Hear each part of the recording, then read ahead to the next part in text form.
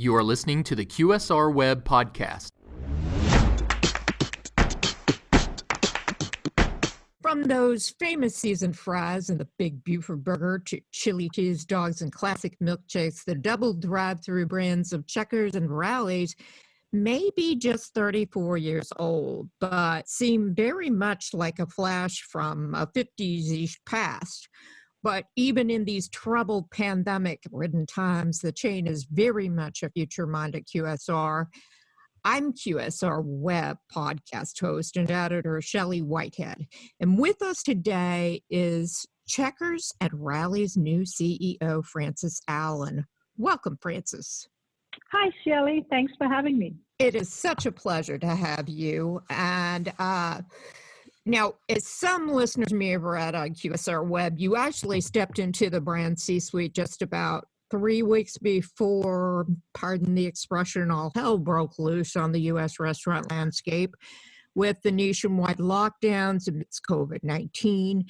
So can you tell us a little about where you came from, how you're approaching this position, and what it was like to be settling in and have this crisis kind of rock the world?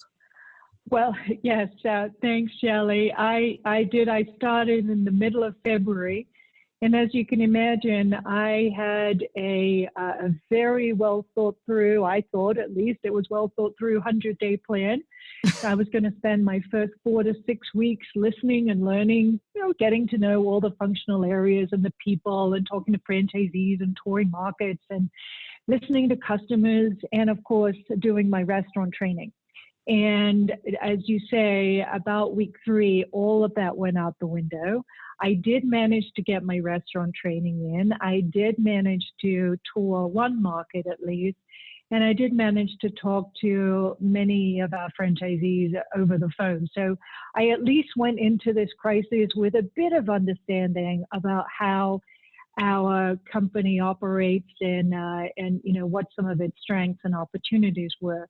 But as you rightly pointed out, we went into crisis mode, assembled a task force in early March, and that task force was essentially the executive team, and we came up with a 3-level response plan. So at the time, we were trying to model out what do we think is going to happen.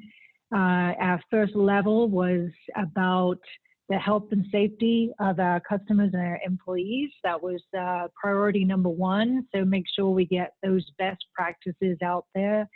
And we also put some enhanced procedures for added sanitation and added safety for both guests and employees. And then we created a level of communication to just drive awareness of the importance of these procedures and what was coming up next. The second level was what happens if we have to close a restaurant. What are we going to do about sick pay, closure pay? How are we going to treat the employees? How are we going to open back up? And then the third level was what happens if we have a regional or a market shutdown or a shutdown of the restaurant support center. So that, in fact, happened much later, the shutdown of the support center. The stay in place in Florida only happened about 10 days ago. But the good news is that because we had planned up front, every person had an operating VPN, a laptop, and really business continuity has been seamless. So that's sort of how we kicked off back in the middle of March, and we've been having daily calls, actually 7 days a week as an executive team, where we review what's going on, what do we need to adjust, what do we need to react to, what information does our system need, and we get a daily communication out to our entire system with what we think is the most prevalent information that we can provide them for that day. Wow. Lots of late nights, I would imagine. What's the state of things about a month and a half into the pandemic's, real U.S. effects for Checkers and Rally's? And I'm wondering, since you have kind of a regional variation between these two, mirror brands, are you seeing any variations in business that are marked by the region of the country? That's a great question. So I would say, starting on the macro level, we're faring better than most. We are majority drive-through only. We do have some dining room restaurants or dine-in only restaurants, and they are suffering like everybody else with dining rooms. But most of our restaurants are drive-through only. We have a closed kitchen, and the benefit of that is we've been able to separate guests and employees and keep our employees safe behind closed doors in a much more seamless way. So we've been able to create more contactless experiences from the get-go. We also launched a very comprehensive delivery business last year, and we're starting to see that increase in check average as people are just storing up or stocking up and taking food home for the whole family. So we're faring better than most because we're geared up for the situation in which we find ourselves, and we're very grateful for that. I think the biggest impact on our business has been two things. One is the curfews that actually stop people being out after hours, and that obviously has impacted our late night business. So that's where we're seeing the real sales erosion, and of course on the weekends when people just aren't out and about as much as they would normally be. But in total, we've only had 35 restaurants shut down, and they're mostly been either the dining room restaurants I referenced earlier, or they're in malls.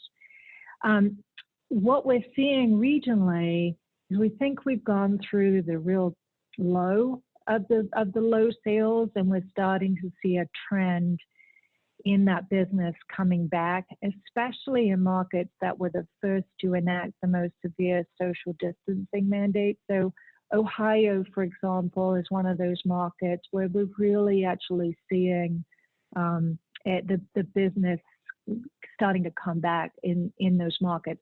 In terms of Checkers versus Raleigh's, we've really not seen that big of a variation. Well, I tell you what, I just, anecdotally, I'm seeing lots longer drive-through lines, in all brands, including the rallies here. So, Yeah. it's here in Cincinnati is where I am. So, maybe people are just getting so we can't stand it any longer. At least we can drive in the car and get something. Well, no, first of all, thank you for being a customer in Cincinnati. And secondly, what we're seeing is that we are doing more business during the day. It is the late night where we're seeing that drop off and that impact to our business. So that makes a lot of sense. So kind of related to that, what kinds of changes are the brands facing strategically, operationally, and in areas like labor and new store construction as a kind of fallout result of the pandemic's effects thus far? And how do you plan, for those moving forward? Great question. So from a labor and people perspective, what I'm incredibly pleased to be able to say is that from a company point of view, we haven't had to lay anyone off at this point. We are paying sick leave. We are paying closure pay when the restaurants close. And we also have a foundation we call Care Relief Fund that was actually set up for hurricanes. So if we do have employees who are going through a hard time, we actually have an ability to help them out if they apply for our help. And then we're trying to bring together industries that are looking for people with any of our franchisee employees who may have been laid off. And we call it the Employment Exchange Program. So industries like the grocery market or the pharmacy market, for example, they're looking at people. So those are some of the changes from a labor perspective. Operations-wise, we've put a lot of new procedures in place. They're all around contactless transactions. So adding trays at the drive-through to hand the food over to the customer so that the guest and the customer don't actually have to physically touch. Same with the cash or credit cards, in a tray, the cashier's wearing gloves. We've tweaked some procedures. For example, we've always offered refills, but from a very early on point, we said, do not take the cup inside the back of the house to refill it. You just give the customer a fresh cup. We obviously are ramping up the use of masks as fast as we can as those mandates come in and as employees or guests want us to wear masks. And then we're looking at putting plexiglass at our windows to create that barrier. I think some of these things are going to continue through when we come through the initial crisis. I think some of these desires for more contactless transactions are going to continue. From a marketing point of view, a strategic point of view, we're thinking about the coming recession, which we think is inevitable, and how to market our brand during these tough times. Checkers' approach in prior recessions of offering indulgent food at a great value has typically done very well. But we're keeping that marketing flexible as we decide when to go back on media, what to promote versus delivery. Right now, we're doing free delivery like everybody else in the industry, and how to talk about our contactless transactions. So definitely a shift in marketing. And then development is really interesting. So the first thing I'll say about it is that we had about 55 new restaurants in the plan this year. We think we'll deliver the majority of those. There are some stores that'll get pushed off to next year, and that's purely because some of the steps are closed off to us during this stay-at-home mandate. But our modular buildings are really easy to erect. They're still being produced in factories across the country. And we should be able to get these stores open as quickly as possible once these social distancing mandates are loosened. What's really interesting to me is last week we had our first virtual candidate day. And normally we would get new potential franchisee candidates to come into the head office, and they meet all of us, and they meet all the different functions, and we get to ask questions, they get to ask questions. So last week we had so many candidates that still wanted to go through with the application process, which is very encouraging. We actually shifted to doing it virtually, and it worked really well. Wow. So that might be something that you continue to carry over? It may well be. It's a lot of time to ask people to spend, but I do think it's valuable to actually come to one of our training stores and for potential franchisees and actually really experience what it's like. But we were able to just keep going. Like everybody else, I think we're trying to figure out how business continuity works in a virtual world. You previously said that you've been hurt most during COVID-19 shutdowns with the late night sales, since people aren't going anywhere to even be out for a snack late at night. Right. So how are you compensating for that, or are you? I mean, is that just the sacrifice? Well, we've adjusted some of our late night hours. So it's interesting. Late night was we always had longer hours on the weekend than we did in the weekday. That's actually reversed during this crisis. So we're on average closed about 7 hours more per restaurant than we were before this hit. But obviously we did a break-even analysis of being open during those times and the impact on our crew and labor. So we made the decision to just close some of those hours where obviously guests did not have the same kind of need. And some of that traffic loss has been made up by delivery sales and higher ticket averages. coming from delivery sales. So about a third to a half of our traffic loss at late night is being made up by delivery. You cited the brand store models that focused on these double drive-throughs, and in the last year, delivery as being real assets in this crisis. So what other opportunities do you think that Checkers and Rallies bring to the table in this kind of off-site dining environment? Yeah, well, I think, as you say, we were pretty well positioned for this crisis. We really leaned into our closed kitchens and everything that we can do to make our transactions more contactless. So, as I said, many of these new procedures that we've put in place to enhance that contactless nature of our business are here to stay. We're really leaning into delivery. And I think the one thing that we're adding is order ahead capabilities. So we started to think about that and started to test a few things, but we weren't really very far down the line. So I think that's the one area that we can improve.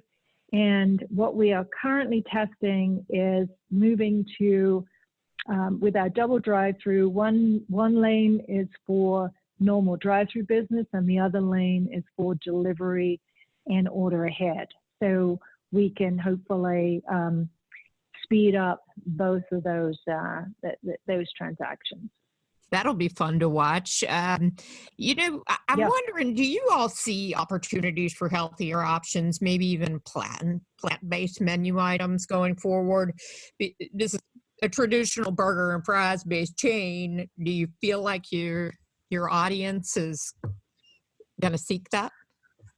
The trends that I think are going to emerge after this crisis is a move towards comfort food. And there is no better comfort food in this country than burgers and fries. And so we're leaning into our Big Burford. You mentioned it up front. Thank you for that. So we're leaning into Buford bundles like the 4 for $20 Buford deal that we're about to launch right now. We have a 2 for $10 going on. So we're really proud of our fries and our burgers, and we think those are a great answer to a population in need of some real comfort and indulgence. Hear, hear. I'll get a shake right now. Yes. Finally, you said, when I talked to you before, you said that leadership really coalesced with the pandemic to get the brands running in the new normal. Can you tell us a little bit more about that, what it looked like in action, and maybe even how you'll use that kind of leader cohesiveness to emerge from all this? Yes, I am very passionate about this topic. And actually, for any listener that is a disciple of Lencioni, Patrick Lencioni, I'm a big fan, and he talks a lot of sense. And what he talks about is that there are smart organizations and there are healthy organizations. And while every organization spends a lot of time trying to be smart, trying to have the smartest strategy, the smartest financial plan, the best organizations are those that put as much attention on having a healthy organization. And what do I mean by a healthy organization? It's one where you've got a very cohesive leadership team that works as a team, not as a group of functional leaders. That group is very clear about what is most important for their business right now.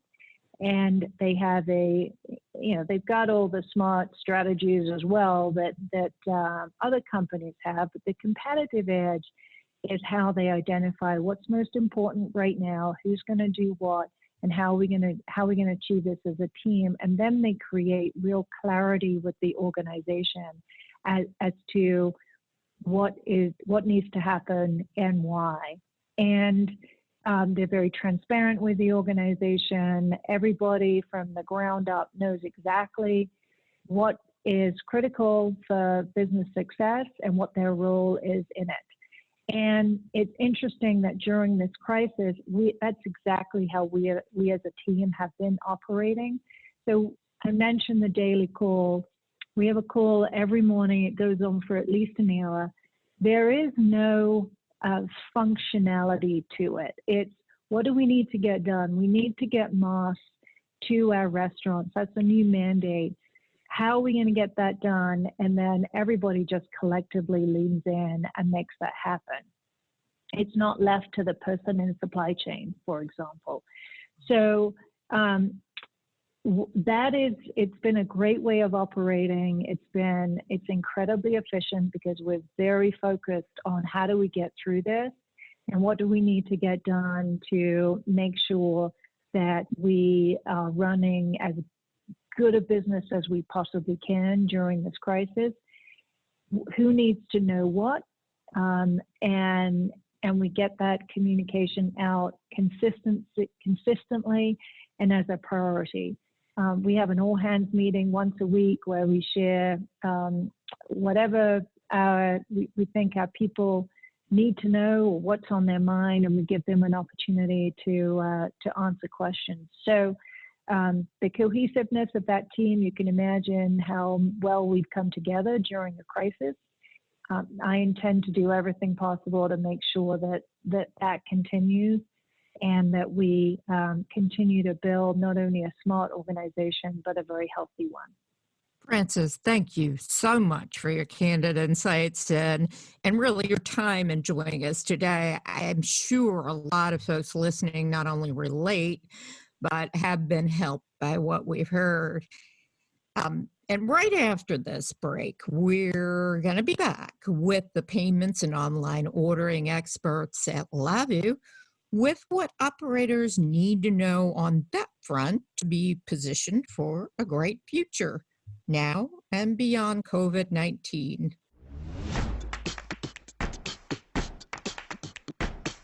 We are back now with Salim Khatri, CEO of Lavu, a leading provider of online ordering, mobile point of sale, and payment processing software. And welcome to the podcast, Salim. Thank you, Shelley. I'm so excited to be here. We are too. Now, along with everybody who's listening right now, you have also been witnessing what restaurants are going through and how much brands have had to adapt just to survive during the COVID-19 crisis. But your background, Salim, is in software and hardware startups. So that has surely provided you with a lot of experience in being flexible and changing with the times, which is something that's much more important now than ever. So if we can, let's focus today on your company, Lavu's online ordering system, Menu Drive, and how it's helping restaurants keep those doors, at least to carry out drive-through and delivery, open rather than seeing brands shutter completely. Absolutely. Right now we are in, as we mentioned, truly unprecedented times, and we are seeing the acceleration of restaurants having to come from offline to online. And one thing that I read somewhere a long time ago is that behavior often shifts gradually and then suddenly. So all of a sudden, one day, things just happen. And that's exactly what COVID-19 has done to restaurants in particular. It's forced the acceleration of restaurants having to come online to keep their customers and survive. And that is exactly what Menu Drive is helping customers do, which is turn their brick and mortar businesses into profitable online websites, which frankly may be the long-term solution or what this looks like after we emerge from the COVID-19 crisis. Yeah, it's really like getting strong-armed into something and then suddenly discovering, hey, this may actually do us some good. Right. Please, if you could, tell us in this unprecedented crisis what Lavu as a restaurant tech company is doing to help restaurants survive. Absolutely. So I'll give you just a quick background on Lavu. We were started in 2010 in Albuquerque, New Mexico. our first, I would say our flagship product offering was mobile point of sale on the iPad. We're in 98 countries. So truly we have a global presence. And we had dabbled in other products and offered online ordering, which obviously, if you look at the data, it's been growing and growing and growing over the last 5 years. I would say about 6 or 7 weeks ago, I was in Mexico. I got a call from my chairman. It was 11:30 p.m. at night. And it's never a good thing when your boss calls you at 11:30 at night, something is going on. And I picked up the phone and he said, the folks that I'm talking to basically think that if COVID-19 is what we think it's going to be, it's going to change the restaurant landscape forever. What do you have in your product suite that you can offer to your customers to keep them in business? Because if you keep your small and medium-sized business restaurants, i.e. our customers, in business, then you stay in business. That was the question that was posed to me at 11:30 at night, right, while I was in a hotel room about to go to sleep. And I said, well, we got this thing, it's called Menu Drive, online ordering. It has a couple thousand customers. People really seem to like it. It's sending up 1.5 million emails per month. Papa John's is a customer. And it was just one of these products that we had, but we hadn't really invested a ton of time into it. And so we agreed that as a path forward, we would help our SMB restaurants go from offline to online. And so I started doing that. I started calling all of our restaurants literally one by one. And I said, are you online? Yes, you are. Okay, I wish you well. We have this product. I'm happy to help you. You're not online? Here, I have this product that's out of the box. We can get you up and running in an hour or less. This is going to save your behind if COVID-19 is real. And I got a lot of, I'm not sure if the coronavirus is really a real thing, but let's try it. I can't tell you the number of customers that have called me or emailed me or have agreed to do a video testimonials on behalf of Menu Drive that have said, without Menu Drive, my restaurant would not have survived, period, full stop. And so for me, it's not only been something that has been an amazing kind of pivot for our company, but I'm truly helping the lifeblood of America and people stay in business. And that is just an incredibly rewarding experience for me and my team. That's what it's all about. Right.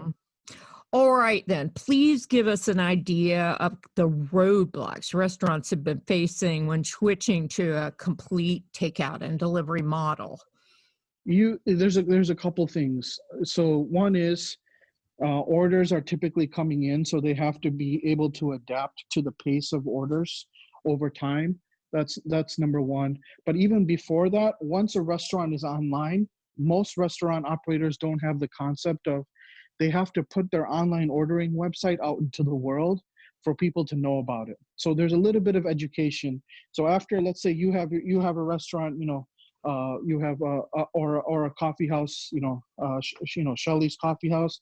After I set you up, you're like, okay, great, the orders are going to come in. No, we have to help you. We go on Facebook, we go on Instagram. You tell your friends, you send an email to your customers saying, hey, I'm ready for online ordering. After that, the orders start coming in, and every single day it goes at a more rapid pace. When you add delivery, we have delivery partners as well.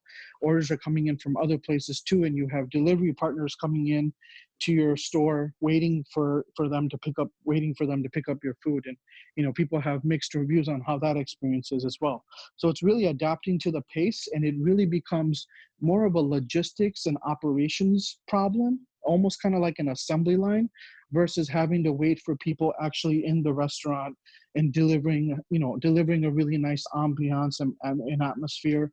It becomes much more transactional, and you have to be really, really, really particular in terms of how long the meal prep is, when the food comes out to the front, when the person is there for pickup and delivery. Those types of things really, really matter. So what makes Menu Drive different and distinguishes it? So there's a couple things. One is it's really easy to use. Number two is it's super easy to onboard. You don't have to talk to a sales representative in order to get online. which I think is the biggest thing that most restaurants don't like doing. They don't want to have a conversation with a sales professional because he or she is going to sell them on a bunch of stuff that they don't need. And it allows them, the product is really intuitive. So it's easy to learn for not only for them, but their training staff. But I would say the biggest differentiator is that Menu Drive allows restaurants to make more money. So I was looking at the data for March, all of March, and there's a website called Womply, WOMPLY. The Womply data showed that national restaurants' same-store sales declined 30% in the month of March as a result of COVID-19. Wow. Restaurant operators that use Menu Drive were up 35.3% in March. And the reason, so that's basically 100% difference, okay? 100%, if you were on Menu Drive, you made 100% more than what you would have done versus the national restaurant average. And the reason for that is obviously easy to use, easy to onboard, but Menu Drive also has a suite of marketing tools. And what I like to tell people is we're not only giving you online ordering, but we're giving you a chief marketing officer for your small restaurant business so that you can go on Facebook, you can go on Google, you can send emails, you can put coupons out there in a very methodical way. And I would say that's probably the biggest differentiator, is that it allows you to actually grow your business, which is what people need to do during this time. Yeah, you can say that again. Finally, I have to ask you, as a leader in the restaurant tech space, how do you think restaurants can best position themselves for life after the pandemic? That's a really good question. So I'm thinking about, what does the restaurant world look like after the dust settles? Do we now have online restaurants where people come to a website and they use their webcam to have lunch or dinner with their friend who's across the world? Mm-hmm. That may be one scenario. I think the main thing that restaurants need to do is they need to be able to adapt, right? They need to be able to be willing to change. And I think a lot of restaurants are being forced to do that, number one. Number two, they need to embrace online ordering that's easy to use, that's simple. And then number three, they need to be able to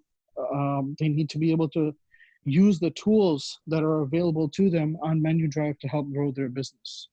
It's, the old way of doing business from a restaurant perspective is gone, right? You are a restaurant that used to be able to sit 100 people, right? You know how when you walk in, there's fire code that says maximum capacity is 100 people. Yeah. That stuff is done because we need to sit 6 feet apart.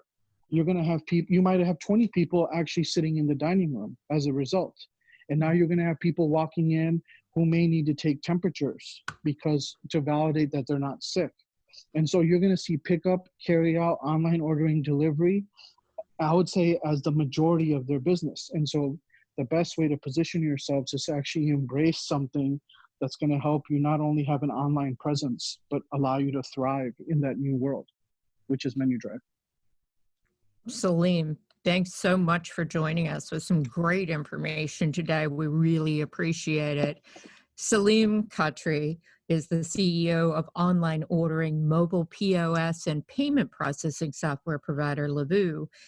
And that will wrap it up for another edition of the QSR Web Podcast. We hope you all took away some great ideas and truly wish you success as we move forward through and soon, hopefully, beyond the pandemic. Until next time, stay safe and profitable and happy. Take care.